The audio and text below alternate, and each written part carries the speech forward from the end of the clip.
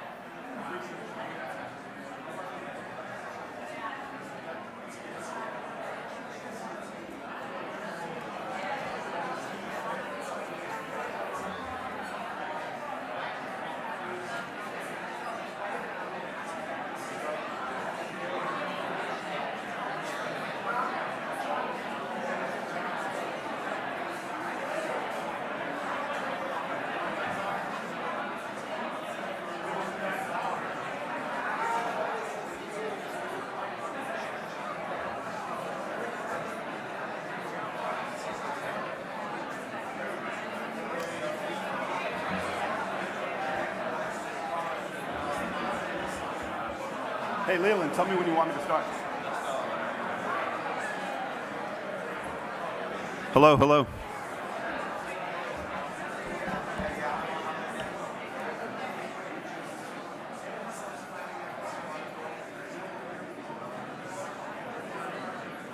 Welcome to the MAHA Institute. Thank you all for coming today. I'm Tony Lyons, and Mark Gorton and I are the co-presidents of the MAHA Institute, which we're launching today.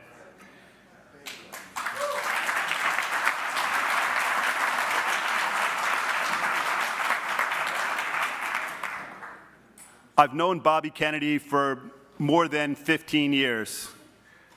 I've worked with him closely. I've published all of his books through my company, Skyhorse Publishing. I've heard his speeches for all of those years. I've followed him closely.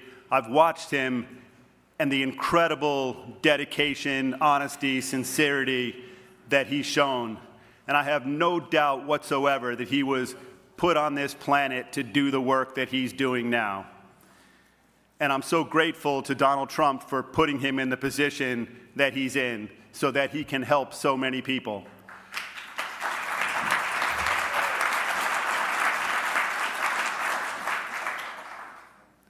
You know, many people, many newspapers, many TV shows, they've questioned Bobby Kennedy. They've questioned whether he's, really going to do things that are going to help the planet or whether he's dangerous.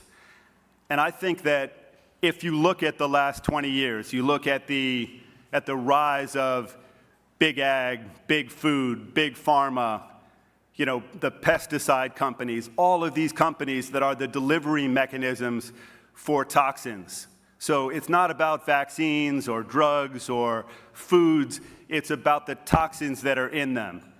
And Bobby Kennedy is dedicating his life to making Americans healthy again. And I think that that is as noble a direction and a cause as you can have. He's trying to protect our children. And we're told on all sides that, the current system works and that we need to defend that system. And you get the New York Times and all the major TV shows defending a current system that has absolutely failed the American public. And we should all think about that. I mean, this is 20 years of the most powerful country on earth, spending 3 times the money that any country on earth spends on health care, on public health, and getting the worst results of any of the 30 industrialized countries. We should be ashamed of that. We should be ashamed of what we've done to our children. And the MAHA movement has the possibility, the promise to change that, to set up a system where we can really be a city on a hill. We can really be the kind of country that we all want to be. And we can protect our children, and that's what Bobby Kennedy wants to do. And that's what his incredible team is going to help do. Marty Makary at the FDA, Jay Bhattacharya at the NIH, Dr. Oz at CMS, Stephanie Spears, who's worked with him for 20 or 30 years. So we have this incredible team, and I think we all need to defend them and to support them, and that's what we're going to do as the MAHA Institute. And we're going to be an incubator for ideas, for policies that really impact the American people. And as I was discussing with a few people, the MAHA movement is really about mothers. It's about mothers wanting to take care of their children. And they see that their children have been poisoned. And they see that people go all around the world for healthier food, for cutting-edge treatments. If you want to have stem cell work done on you, you go to Germany, you go to the Bahamas, you go to Mexico. I mean, that's an outrage. We should have cutting-edge therapies, cutting-edge medicine in this country, and our government agencies shouldn't be protecting a handful of the most powerful countries on earth to protect their profits over the welfare of its own citizens.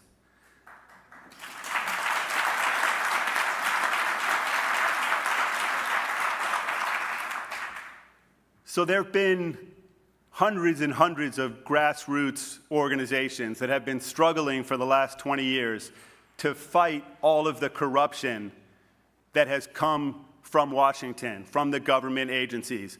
Thousands and thousands of people going to state houses, signing petitions, doing all kinds of work, really dedicated people. So one of the things we want to do is make sure to support them, is to amplify them, to help them help the American public, because they've been censored, they've been vilified. Propaganda has been used to make it look like they're dangerous, just like it has been with Bobby Kennedy. But we know what the real danger is. The real danger is corruption, it's toxic food, and it's inaction.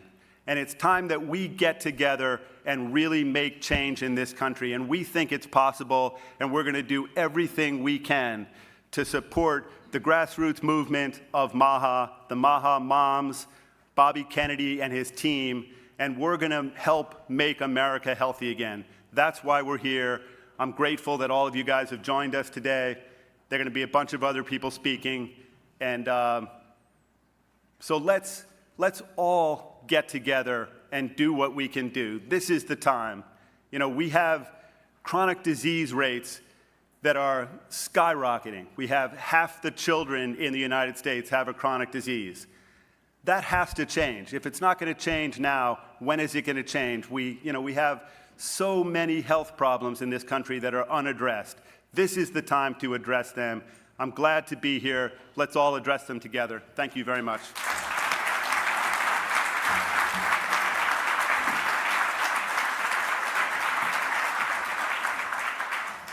Thank you, Tony. Hi, I'm Mark Orton. I am also co-president, along with Tony, of the MAHA Institute. I'd like to thank everybody for coming and joining us today at the MAHA Institute's inaugural event. We are just announcing the MAHA Institute today, and I'd like to thank everyone who's here and also joining us by the live stream. So the MAHA Institute is born out of the MAHA movement, which comes from Bobby Kennedy's campaign for president. So there were a lot of us who worked to support Bobby Kennedy Jr.'s run for president, and we had an organization, American Values, which was a PAC who helped support his run. And then we also had a 501c4, which we are today rebranding as the MAHA Institute. So let me try and describe a little bit about what the MAHA Institute is and what it's going to do. So we're at a historic point in time. I mean, all of us here are used to how government in America typically runs, where the large corporate interests dominate the system and they control the outcomes of our government. And we've all lived with the consequences of that. We live in a country that has a corporate, predatory medical system where our food is filled with toxins, where our medical system is poisoning our children. And there have been people around the country who have been fighting this for years against enormous odds. And through really one of the most inspiring movements in American history, all of these people around the country have coalesced into the MAHA movement, which have carried Donald Trump into office and Bobby Kennedy into the leadership of HHS. And that by itself is a remarkable thing, to have a leadership of our health institutions who are actually out there to represent the people and the health of the people rather than the interests of corporations. And there are thousands, tens, hundreds of thousands of people around the country who care deeply about this, who want their children to be healthier, who care about their family, who want to improve the system.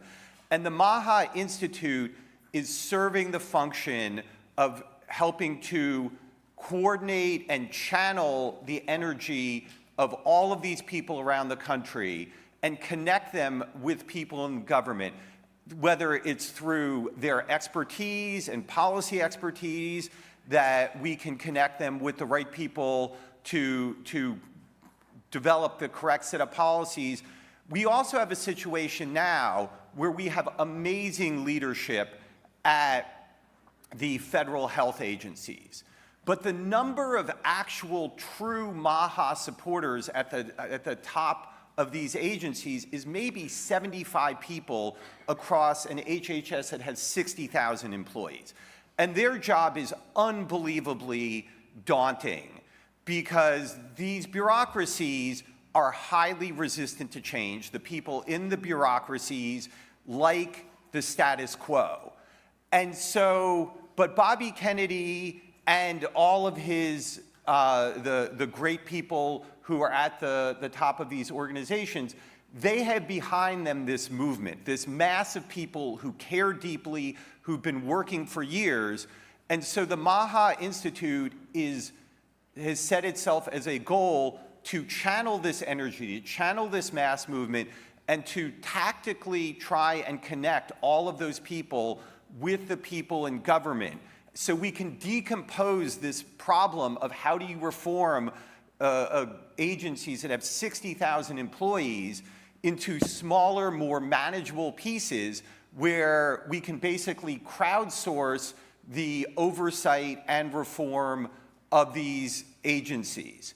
And so that is really what one of the main tasks that the MAHA Institute is really focused on. So we've invited leaders from all around the country, a wide variety of different interests and causes in medicine and food and agriculture and all sorts of a wide variety of interests to come here to join us to talk about the challenges before us, to talk about our individual issues, to meet each other, because there are so many people and so many different causes to come and help coalesce as a movement, to build relationships, and to make connections. And that's a lot of what we're doing and what we really want to serve. And there's just so much work to do. We are at a historic movement.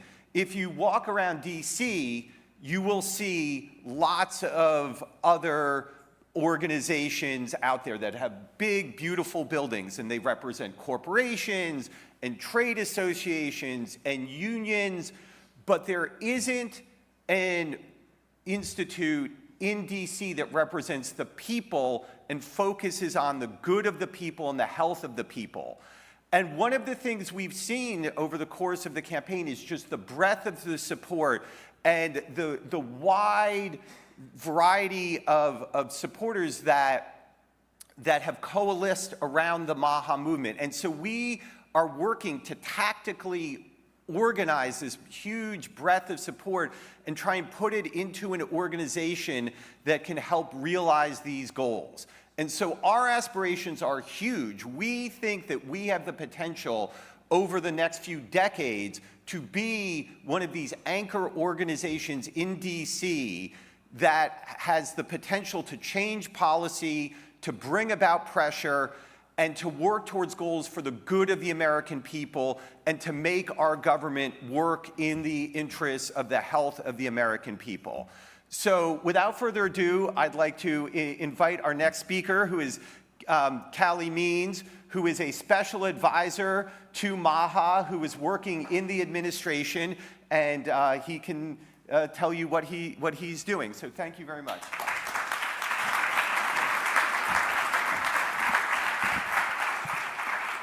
Thank you. I want to talk a little bit about MAGA and MAHA. I think we're on the verge and are seeing one of the most significant realignments in American politics in American history. I think there's a lot of organizations, a lot of people in this room who 4 to 8 years ago would have thought it was crazy to vote for President Trump. And I think many of those same people in 2024 felt like their vote for President Trump was the most important vote of their life. And I think this is very real. And I think as power is being assumed, as President Trump stands with Secretary Kennedy, Jay Bhattacharya, Martin McCary, Dr. Oz, and gave the most powerful statement in the history of the US presidency against the pharmaceutical lobbyists this week with the pharmaceutical drug pricing announcement. I think as Secretary Kennedy clearly is solidifying support, is working hand in hand across the administration, having productive conversations with Lee Zeldin at the EPA, with Brooke Rollins, in lockstep with them. It's inspiring to see how deeply across government officials have taken to heart this mandate from MAHA moms to investigate the root cause of disease. I think as the wins start stacking up, and they will be stacking up at an increasing pace, I can tell you that, there's going to be energy around this town, around the country, to divide the MAGA and the MAHA movement. But it's not going to happen, and I think what this group needs to do, what we all need to do, is realize that if we can solidify this dynamic where the gender gap closed, because for whatever reason the Democrats have abdicated the issue of children's health, for whatever reason Bernie Sanders and Elizabeth Warren castigated Secretary Kennedy at that hearing for having the tenacity to question pharma companies, for whatever reason the Democrats have abdicated the issue of questioning the pharmaceutical industry, have abdicated the issue of protecting kids. You've had Democrats strongly be supportive of SNAP funding for soda in the past year. The Trump derangement syndrome has led the Democrats to really abandon core pillars of children's health that they used to stand for. So for whatever reason, we've galvanized a movement here of moms, of independence, of young people. We've transformed the electoral map, and I think this is a very positive development. And I just want to talk a little bit about what I've seen of why that is. And I always go back to, really what I felt was beautiful conversations between President Trump and Secretary Kennedy after Secretary called President Trump hours after being shot in the face. And they talked about the problem. And I think making this argument, all of us making the argument and winning this argument and getting majority of the argument of what the problem is so crucial in the next 2 years. What the problem is that we're the sickest country in the world. And to the media and to everyone, and there's a lot of cynicism, like this is real, and they talked about this for hours and hours and hours. Today, just today, there's going to be 3,201 kids that get prediabetes. We have 50% of kids overweight or obese. It's about 3% in Japan. There's 212 countries that measure cancer rates, and we have the highest cancer rates of any country in the world and the highest rates of pediatric cancer. As President Trump shows on the graph, he held it to Joe Rogan many times, we're 3 to 4 times more on our healthcare spending per capita, 3 times more than any country in the world, and live 7, 8, 9, even 10 years less than other countries. That's a problem we need to assert, because as Democrats say, oh, no, the only thing that's standing between us and better health is more Medicaid spending. The only thing standing between us and better health is helping the system more, is putting more money, more bureaucrats into the system. That's just wrong. The problem is the system itself. And why this is happening, and this is simple, this is nonpartisan, this should not be controversial, and this is the adult conversation that this administration is going to have. Why is it happening? It's happening because our beautiful children, their cells are being poisoned. And they're being poisoned through areas that there's not even that much scientific disagreement on and that are obvious. We've gone from 0% of a child's diet being ultra-processed food to today, it's 70%. That ultra-processed food is comprised of 3 ingredients primarily that did not exist 120 years ago. Refined grains 120 years ago did not exist. It's a frankenfood. You take the fiber off, it takes out all the nutrients. It's basically a sugar bomb, and that's the chief source of children's calories today. Of course, you have added sugar, which has exploded. Refined sugar essentially didn't exist generations ago. Now it's absolutely loaded. And it's made of seed oils, and there's a lot of debate about seed oils. We were called conspiracy theorists for talking about seed oils. Seed oils didn't exist 100 years ago. Now it's the top source of American fat. 100 years ago, almost 100% of our fat source was animal-based. Today, almost 80% of it is seed oils. Seed oils are heated up toxic sludge that's put in rust remover, that's put in bleach, and has 8 other process steps to make it. We don't know, we don't have full science on it, but it's certainly an area of inquiry, an area that we should have thinking about whether these processed ingredients, added sugar, refined grains, and seed oils, being the core part of our children's diet in just one generation. Obviously, it's because of sedentary behavior, because of our children's sleep. We're getting 2 hours less sleep for a kid than they did just 2 generations ago. Kids get less time outdoors in an average public school than a maximum security prison. We're so sedentary that 77% of our military-aged youth aren't eligible to join the military because of a chronic condition or a mental health condition. Obviously, it's because of environmental toxins. We produce and ingest 25% of the world's pesticides. The leading herbicides and pesticides that we use in the United States, many of them are phased out or banned in every other country in the world. Now, I want to be clear about how I'm seeing conversations on this. There is a difference between discussing obvious reality and policy. What I think is so unique about the MAGA MAHA movement is we talk about these things and talk about the dramatic overprescriptions among kids, the fact that SSRI rates have gone up 600% among teenage girls in the past 5 years. Talking about the fact, is it a dynamic that we've gone from 1 injection in 1980 for a person in the first year of life to 30? Is it a dynamic that 18% of teenagers are on a stimulant? Is it a dynamic that 35% of teens are on a pharmaceutical product? Do these make people healthier? What the administration's doing, and what is so inspiring, and I think we all need to support President Trump and Bobby Kennedy on, is they're laying this baseline of truth. I think a lot of the next 2 years is winning this argument. If we can win this argument, we are on the precipice of radical change. And there's a big difference between talking about these dynamics and then policy. This report coming out on the 22nd is a scientific assessment. It's a statement of what's happening. It's a statement of these unimpeachable facts. Then we get to policy. And when it comes to things like regulatory action on pesticides. We don't want a European nanny-state system. The Republican Party, the MAGA Party, is the party of Elon Musk. Elon Musk saw a problem with environmentalism. He didn't ask for a bunch of regulations. He innovated a company. He created a company in the free market to solve that issue. And I do think we're on the precipice now of being able to have an adult conversation about the facts. And it's shocking. It's shocking to me how many lobbyists come in, and they're not lobbying for policy. They're saying it's going to scare the American people to get facts out. They're putting so much pressure on President Trump, so much pressure on Secretary Kennedy to not release facts, about these foundational factors that are impacting our metabolic health.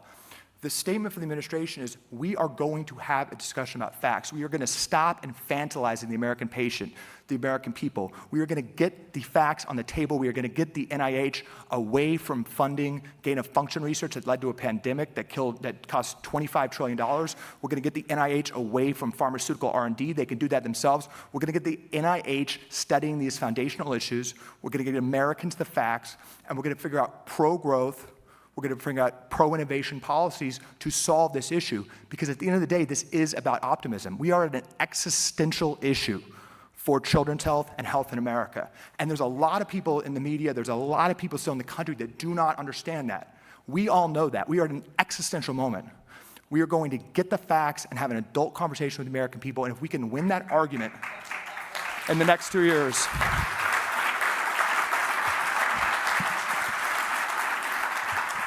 if we can win that argument, this existential argument, and this argument that the most powerful and the richest forces in the world will be trying to distract and divide us from having, we are going to change the world, and I know we can. This is a powerful, revolutionary coalition of people that are going to change American politics, and let's keep fighting. Thank you.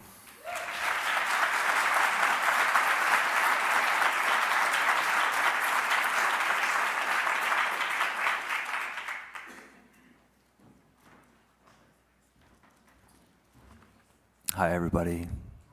It's really great to see you all.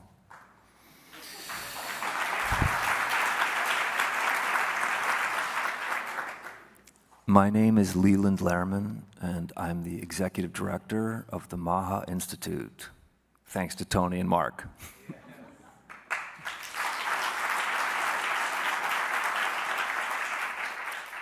And I'd just like to begin by introducing the rest of our speakers today for this segment. Noah Safio has joined us, been very kind to join us from CMS. Noah, please come up.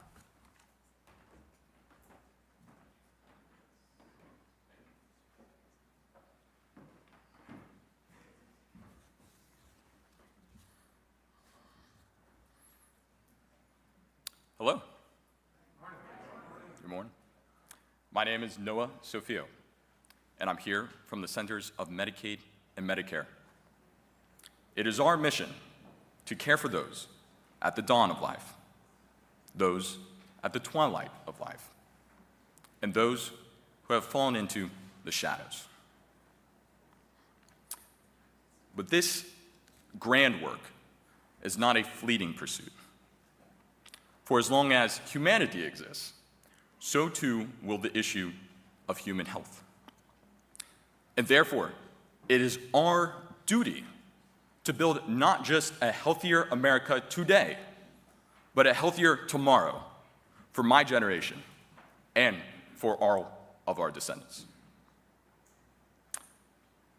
We are a great nation, but for too long, our healthcare outcomes have not matched our greatness, despite the valiant efforts of millions of healthcare professionals and brilliant scientists. This considerable challenge has been well known to millions of American families across this nation for many years.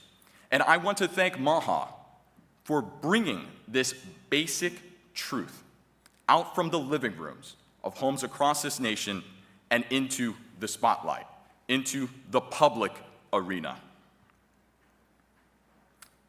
At CMS, we have a generational opportunity to meet this challenge head on And it's not just because of revolutionary new technology, but it's also because of the bold vision of this administration. And so I want to thank the President, Secretary Kennedy, and Administrator Oz for their vision, but I also want to thank the millions of MAHA members across this country who are fighting to build not just a healthier America today, but a healthier tomorrow, and importantly, a fiscal future for my generation and our descendants. Thank you, God bless, and let's make America healthy again.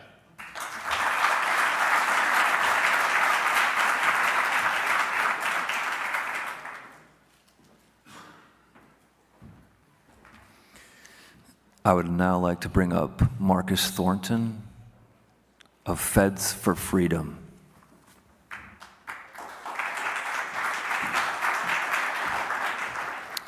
Good morning, everybody. My name is Marcus Thornton. I'm the president and co-founder of an organization called Feds for Freedom.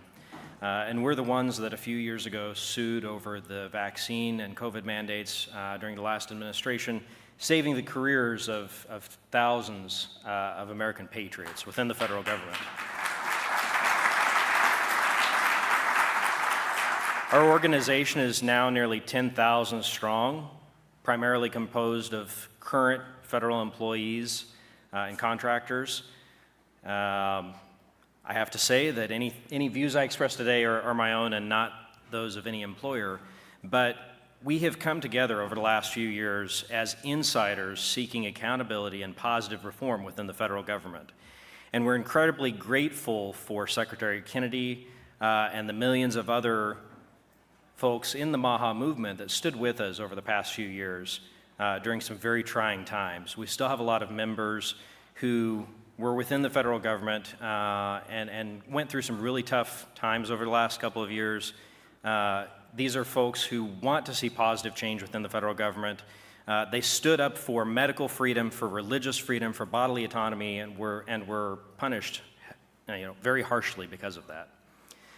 But now, today, we have an opportunity together through the MAHA movement, the MAHA Institute, to bring some positive change to the government, to take an unwieldy bureaucracy and make it, again, fit within the vision of the efforts of this organization, of Secretary Kennedy. We're excited about the MAHA Commission report and look forward to working with all of you to make America healthy again. Thank you.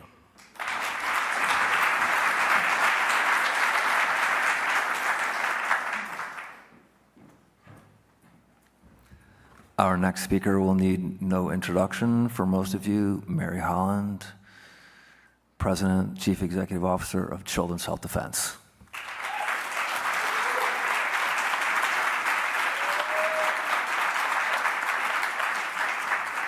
Thank you so much. It is such a joy to be here. Wow, we've come a long way. I've been in this movement as a mom. I have a vaccine-injured young adult son, and I've been in this movement more than 20 years, and we have all been waiting for this moment, and it is momentous. So Children's Health Defense was founded by Robert F. Kennedy Jr., now our Secretary of HHS, and just to think about children, I think he talks about children all the time. Our focus is children. Children are the most vulnerable in any society. Babies can't talk. Children can't vote. To go to school, they have to be subjected to all kinds of rules. They can't contribute to candidates. They are truly our most vulnerable citizens, and yet they are the people who are really most controlled, both by the families, by parents, but also by the state. And one of the things that Bobby Kennedy said famously was, a healthy person has 1,000 dreams, and a sick person has but one. And we have over half of our children today who are sick. Childhood is a time of dreaming. I'm going to be a policeman, or I'm going to be a firewoman, or I'm going to be the president of the United States. And to think that half of our children have but one dream is really a tragedy. So we've been focused for almost 10 years on toxic exposures, exposing them, getting rid of them, holding people accountable, and putting in place safeguards so they don't happen again. So we focus on problems, pollutants, contamination in the air, in the water, in the food, but also in the medical system. We do look at injections, we do look at shots. The children have to comply in all 50 states with many shots. And in some states, where I am in New York, they really have no opt-outs. In fact, I was yesterday up in Albany speaking with legislators that although in 1905 the Supreme Court said some people are vulnerable to vaccine injury and you have to have a medical exemption, in point of fact, New York is denying children of medical exemptions and throwing children out of school who desperately want to be there because they're missing one booster shot. Yesterday, I was with a 14-year-old girl in 10th grade thrown out of school because she lacked one hepatitis B booster. And it was a tragedy. This child was virtually suicidal because she couldn't be with her friends. She couldn't go to school. So I believe this MAHA movement, Make America Healthy Again, can turn this around. I believe that we as adults have a responsibility to our children. That's our job, to nurture the next generation and to smooth the path for them. And I believe that together we can make it happen. Thank you so much.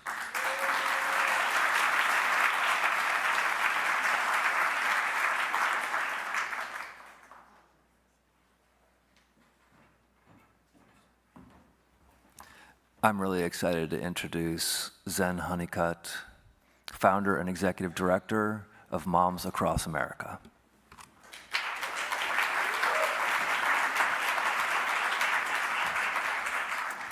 Thank you, everyone. My name is Zen Honeycutt of Moms Across America, and our mission is to educate and empower mothers and others with actions and solutions to create healthy communities. We are a national coalition of unstoppable moms, and this is a historic moment.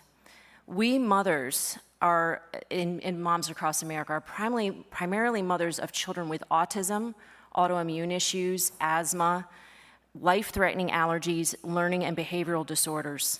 And we have been called emotional, we've been silenced, we've been vilified, and this is all because, the pushback is all because the government of previous administrations has been hiding critical information that we could use to protect our children and to have our families be healthier again.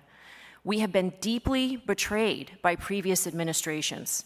We've also been focusing on GMOs, the hiding of GMOs, glyphosate, toxins, and the food and in vaccines. But finally, we have an administration that is listening to, shining the truth on, and taking actions on the critical requests of American mothers to protect our children.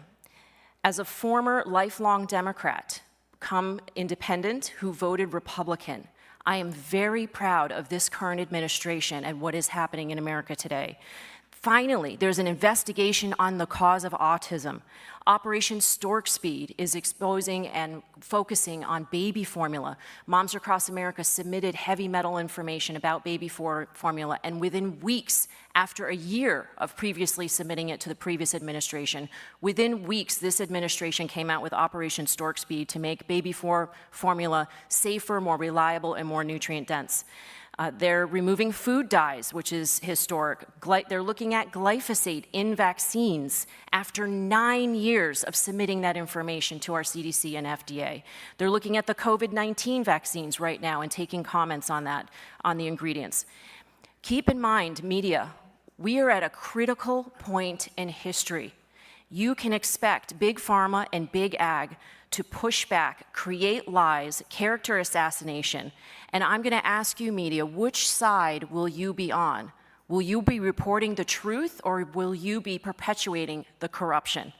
We mothers are calling on every Republican and Democrat to make America healthy again and to stop accepting the pressure from the corporations. We're calling for a ban of 85 pesticides that have already been banned in other countries. We are eating poison that other countries have rejected. Over 70% of these pesticides cause reproductive damage, and we have a reproductive crisis in our country today. Do we want the American population to be able to procreate or not? That is the question.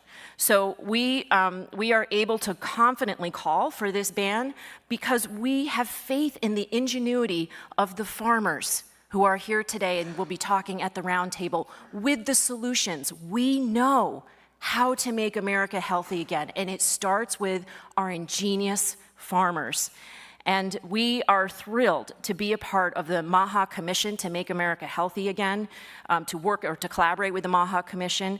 And I want to mention, of course, please go to and find out more about Moms Across America, MAHA Action, Children's Health Defense, Global Wellness Forum, Stand for Health Freedom, and the many different organizations of mothers and others who have been working tirelessly for dedications just to have the future of our children and your children be something where they can live out their fullest potential. And that would, of course, make America great again. Thank you very much.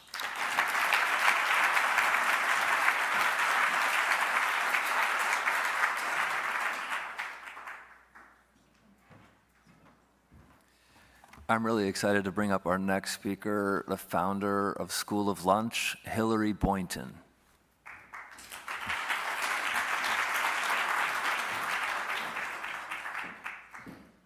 Hello, everybody. My name is Hillary Boynton. I'm a mother of 5 and the founder of School of Lunch and the founder of the School of Lunch Training Academy. I am essentially a lunch lady at my kids' school, and I've been feeding kids nutrient-dense school lunches, ages K through 12, for nearly a decade. And we believe that we have the most nutrient-dense school lunch program in the country. And we train leaders to step into the work in their communities, their schools, and their homes to be the change. We're thrilled to be a part of the MAHA movement and bring Secretary Kennedy's vision to light to end the chronic disease epidemic by changing the dietary guidelines and drastically improving the quality of school lunches. We have not only an opportunity to set up our children with healthy habits, a foundation of healthy habits for life, but to actually change the trajectory of their health. We believe that every day we get to feed a child is the day that we keep them living, thriving, free of disease, and out of the medical system, pursuing their dreams. So thank you so much to the MAHA Institute for inviting me here today to be a part of this movement and this amazing group of people, and I'm here to help joyfully disrupt the trend of chronic illness in this next generation of kids. Thank you.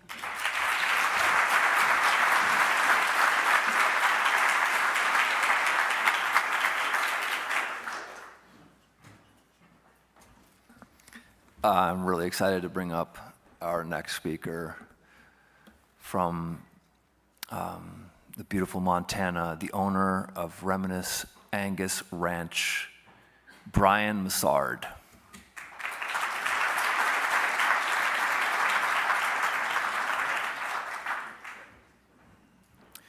Good morning. I'm very glad to be here today. My name's Brian Massard. We're from my wife and I, Marcia back there, and I ranch in Montana. I got introduced to Bobby Kennedy last summer by a mutual friend, and I sent him a text at 9:30 one night, and he asked me to be his ranch advisor, and so I've been sending him information and working with him about everything that we're talking about in this room today from the ranch side, from rural America. And I sent him, and Leland and Charles can attest to this, I sent him so many text messages and emails on saturated fat that when I met him for the first time last September, I just introduced myself as saturated fat to him. And he knew who it was. And so anyway, today I hope to, my goal has been for the last several years to bring saturated fat to the national conversation. It needs to change. Everything that you've heard today in the MAHA movement, I feel it is one of the primary causes of all our problems, and we can really solve that without spending a penny if we change that. So anyway, more talk on that at the roundtable. Thank you for having me.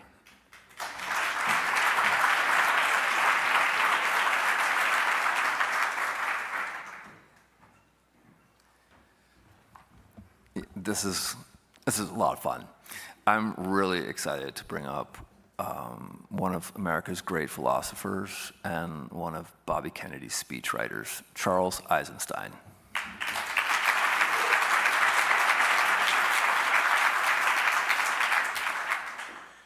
Okay, everybody. I wasn't planning to speak, but I'm just going to say a couple things about the political realignment that we are in the midst of. If only Democrats, and I also was a lifelong Democrat, a hereditary Democrat even, and I know that probably most people in this room voted for Barack Obama and did not all of a sudden take leave of their senses and abandon the party and express their covert bigotry or whatever else they are accused of harboring. What has happened is that the Democratic Party has abandoned its traditional mission of defending the little guy against the machinations of power and profit. When the media wakes up to this, and when the Democratic Party wakes up to this, we have the potential for a unifying popular movement that unifies the dispossessed, white, black, gay, straight, across the board, around the issue of that unifies everybody, which is the issue of human health, and especially the health of our children. When people are able to get over Trump derangement syndrome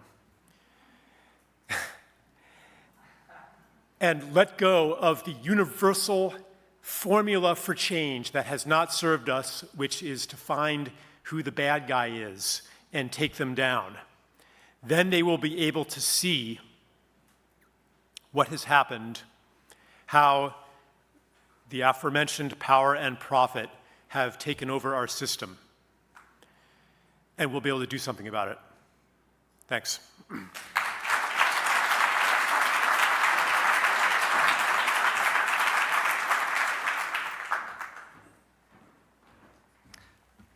Our final speaker for the newsmakers and open press section gives me great pleasure to bring up Joseph Witt-Doerring.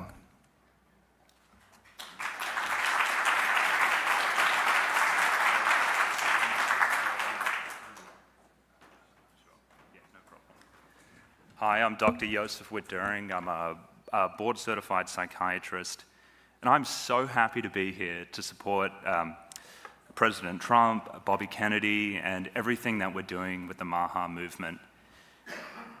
I feel like I've been fighting a battle with the current mental health system by myself for a long time. And so, a little bit about me. I became a psychiatrist because I really wanted to help people thrive. I wanted to find ways we could build them up, make them healthy, and that's how I really entered my field. But that was not what I saw when I got into medicine. We have a very broken system. It's extremely transactional. We try and help people without even understanding what's going on with them. We cannot do that in 20-minute visits. And so, when I was in my residency, I would bring up these problems with my attendings, and I'd hear things like, that's just the way things are. We got to do the best in this system that we're in. And I had a lot of problems with that, and I was kind of ostracized a little bit for bringing it up, being unrealistic. And I went on a journey after that. I ended up deciding I wanted to become a drug safety researcher. I went to the pharmaceutical industry. I worked for Janssen, and then I also went to the FDA. And by being at these institutions, I was able to see just how poorly we are actually practicing mental health. We're actually lying to people about the quality of the evidence.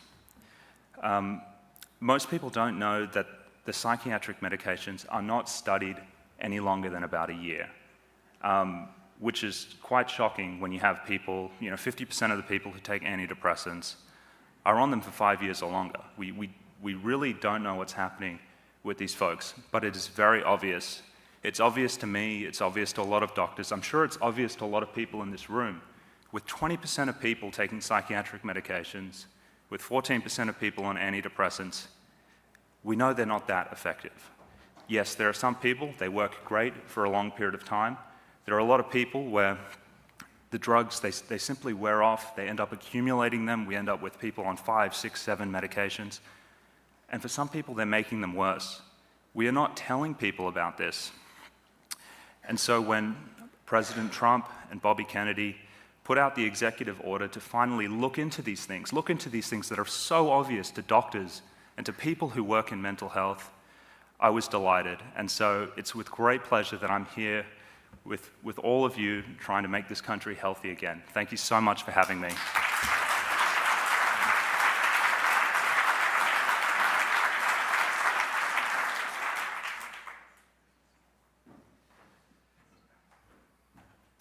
Okay, everybody, we're going to take a break now. Enjoy each other's company. We'll ask the press to please leave so that we can conduct the rest of our conference in some kind of privacy. And after that, there will be panel discussions for the rest of the day and lunch at noon. I'm really happy to be here with you, and you guys are some of my favorite people, greatest heroes, and I hope you all get a chance to meet each other and have a good time today. Thanks very much.